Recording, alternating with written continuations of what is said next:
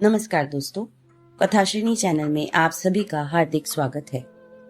आज मैं आपके सामने जिम्मेदारियां ये कहानी लेकर उपस्थित हुई हूँ।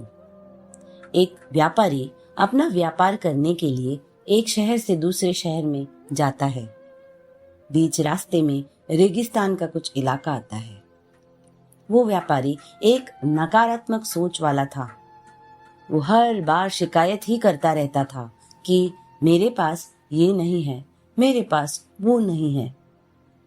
एक दिन जब वो रेगिस्तान से गुजर रहा था, तभी उसकी पानी की बोतल खाली हो जाती है और उसे बहुत प्यास लगती है। वो रेगिस्तान में पानी की तलाश करने लगता है, किंतु उसे कहीं पर भी पानी नहीं मिलता है। अब वो चलते चलते काफी थक जाता है और ऊपर से उसे पानी भी नहीं मिल रहा था, इसलिए उसे बहुत गुस्सा आ रहा था।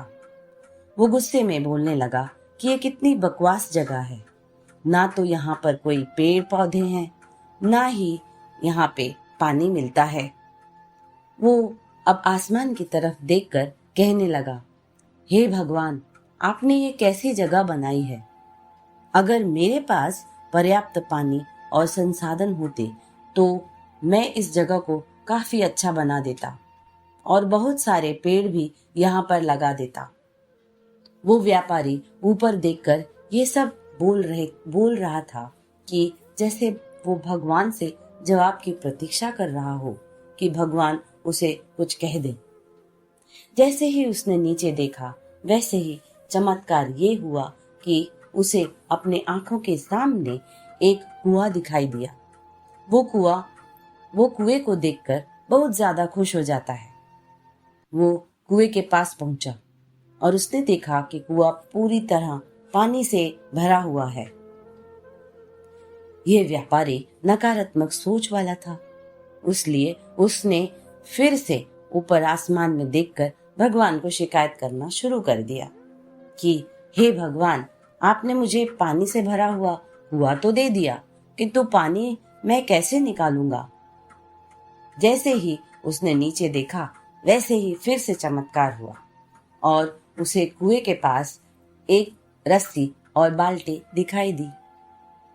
पर ये इंसान तो फिर से ऊपर देखकर भगवान से शिकायत करने लगा कि हे भगवान, अब आप ही बताइए मुझे कि मैं इस पानी को ले जाऊंगा कैसे।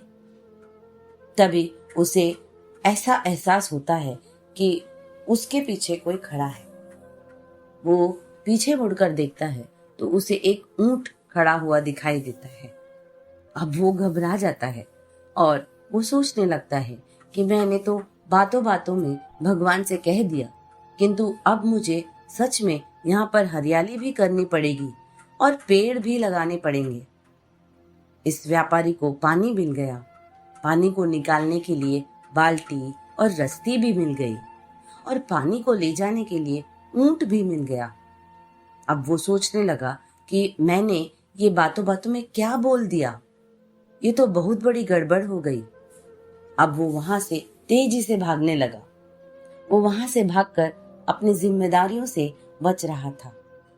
तभी एक कागज उड़ते हुए उसके पास आता है और जब वो उस कागज को पकड़कर देखता है तो उस पर लिखा हुआ था कि मैंने तुम्हें पानी दिया, साथ ही साथ रस्सी और बाल्टी भी दी, पानी को ले जाने के लिए साधन भी दिया, तो फिर क्यों तुम बचकर भाग रहे हो।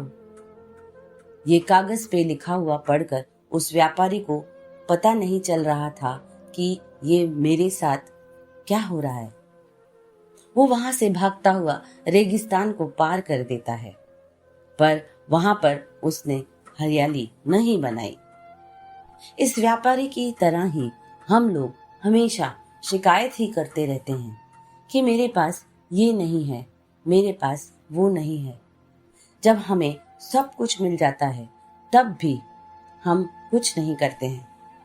जिसे सच में कुछ करना ही होता है वो शिकायत नहीं करते हैं। हम अपनी असफलता का दोष दूसरे लोगों को देते हैं। हम अपने आप की भी जिम्मेदारी नहीं लेते हैं। हर बार शिकायत ही करते रहते हैं। अगर आपको सच में सफल होना हो तो फिर सबसे पहले आपको आप जो भी कर रहे हैं उसकी 100% जिम्मेदारी लेनी पड़ेगी, क्योंकि सफल हमें होना है तो फिर जिम्मेदारियां भी हमें ही लेनी पड़ेगी। उम्मीद करती हूँ आपको ये कहानी अच्छी लगी होगी। कृपया कर हमारे चैनल को सब्सक्राइब करें, कहानी को लाइक करें, कमेंट करें और शेयर करना ना भूलें। अपना ख्याल ज़रूर रखें। अगली कहानी लेकर मैं बहुत जल्द प्रस्तुत होंगी। तब तक के लिए धन्यवाद।